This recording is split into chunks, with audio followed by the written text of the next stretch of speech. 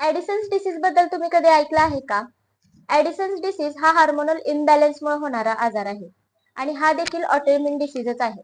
आपल्या शरीरामध्ये किडनीच्या वरच्या साईडला ऍड्रिनल नावाची एक ग्रंथी असते. ही ग्रंथी कॉर्टिसॉल आणि अल्डोस्टेरॉन नावाचे हार्मोन सिक्रेट करते.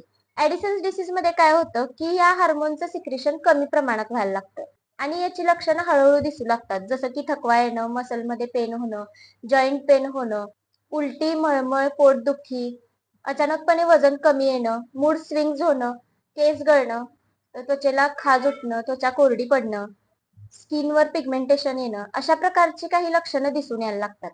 आणि जर हा आजार वेळेस ट्रीट केला नाही तर याच्या लक्षणांमध्ये वाढ व्हायला लागते. याची कारणं काय असतील तर हा एकतर अनुवंशिक असू शकतो किंवा अजून कोणते तरी ऑटोइम्युन डिसीजेस असतील. त्याचबरोबर काही इन्फेक्शन्स असतील, सेप्सिस असेल, ट्रॉमा असेल, त्यामुळे देखील हा आजार होऊ शकतो.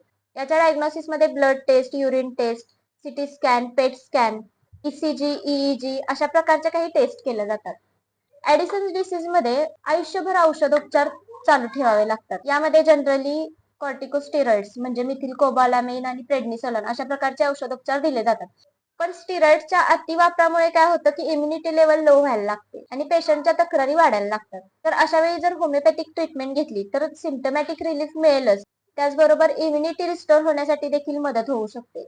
त्याचबरोबर हेल्दी डाएट आणि रेग्युलर एक्सरसाइज देखील या आजारात उपयोगी ठरू शकते.